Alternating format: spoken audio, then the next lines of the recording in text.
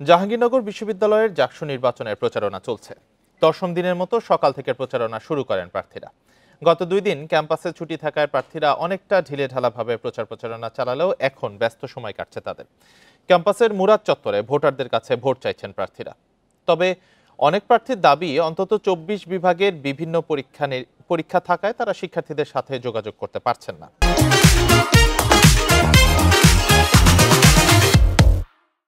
ফলে ভোটারদের কাছে নিজেদের তুলে ধরতে পারছেন না তারা।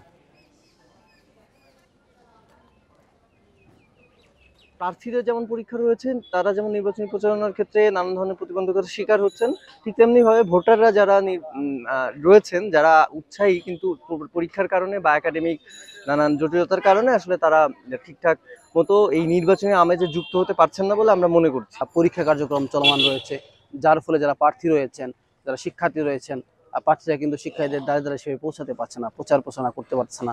তাদের প্রত্যাশা, তাদের বিশ্ববিদ্যালয় নিয়ে কী ধরনের চিন্তা ভাবনা, সেগুলো কিন্তু তাদের শেয়ার করতে পারতেছে না। জাকসু নির্বাচনের প্রচারণা নিয়ে জানাতে জাহাঙ্গীরনগর বিশ্ববিদ্যালয় থেকে যোগ দিয়েছেন সহকর্মী রুবেল আহমেদ।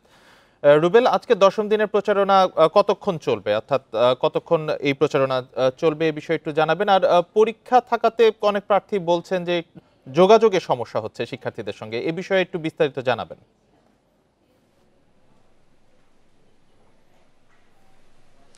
দেখুন, জাহাঙ্গীরনগর বিশ্ববিদ্যালয়ের কেন্দ্রীয় শিক্ষার্থী সংসদ জাকসু নির্বাচনের আজ ১০ম দিনের মতো প্রচারণা চলছে। তো অর্থাৎ এই প্রচারণা আগামী আরও ২ দিন চলবে বলে আমরা নির্বাচন কমিশনের যে তফসিল রয়েছে সেই তফসিল মোতাবেক আমরা জানতে পেরেছি। অর্থাৎ ৯ তারিখ রাত ১২টা পর্যন্ত নিরবিচ্ছিন্নভাবে এই প্রচারণা প্রার্থীরা চালাতে পারবেন।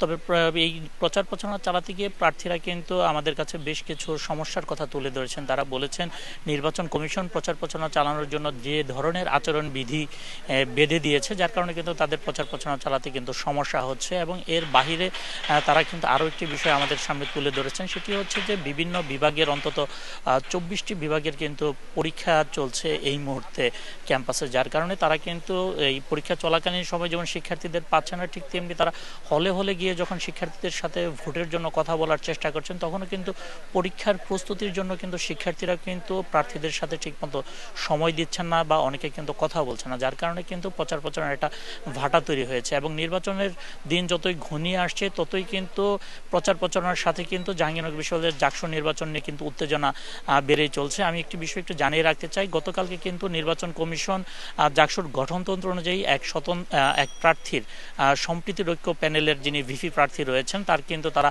প্রার্থীতা বাতিল করেছেন। এই ঘটনার পরে কিন্তু শিক্ষার্থীদের মধ্যে এবং প্রার্থীদের মধ্যে কিন্তু একটা মিশ্র প্রতিক্রিয়া দেখা দিয়েছে। অনেকে কিন্তু এই প্রার্থী যে শেষ মুহূর্তে এসে তার প্রার্থিতা বাতিল করেছে, এজন্য নির্বাচন কমিশনের গাফলতির দিকে কিন্তু তারা আঙ্গুল তুলছেন। তারা বলছেন প্রথমে ভোটার তালিকা প্রকাশ করা হয়, এরপরে হচ্ছে খসড়া প্রার্থী তালিকা, চূড়ান্ত প্রার্থী তালিকা।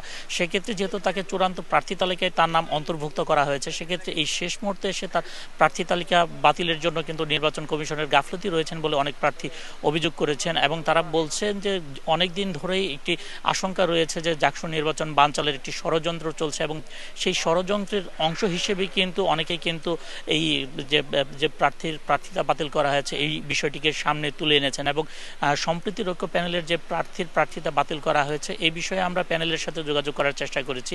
তারা আমাদেরকে জানিয়েছেন তারা নির্বাচন কমিশনের সাথে কথা বলেছেন। তারা বলেছেন এই বিষয়ে আসলে তাদের এই মুহূর্তে কিছু করার নাই। যদি তার প্রার্থিতা ফিরে পেতে হয় সেক্ষেত্রে বিশ্ববিদ্যালয় প্রশাসন অর্থাৎ বিশ্ববিদ্যালয়ের উপাচার্য যিনি রয়েছেন হয়তোবা তিনি হস্তক্ষেপ করে তার প্রার্থিতা ফিরে দিতে পারবেন। এছাড়া আমরা আরও একটি বিষয় জানতে পেরেছি, যার প্রার্থিতা বাতিল করেছেন তিনি একজন সিনিয়র আইনজীবী ব্যারিস্টার সারা হোসেনের মাধ্যমে বিশ্ববিদ্যালয়ের যে নির্বাচন কমিশন রয়েছে এবং উপাচার্য রয়েছেন তাদের কাছে তার প্রার্থিতা ফেরত চেয়ে কিন্তু তিনি একটি লিগ্যাল নোটিশ পাঠিয়েছেন বলে আমরা এরই মধ্যে জানতে পেরেছি। তবে সেই লিগ্যাল নোটিশটি এখন পর্যন্ত কর্তৃপক্ষ পৌঁছেছে কিনা সেই বিষয়টি আমরা নিশ্চিত হতে পারিনি।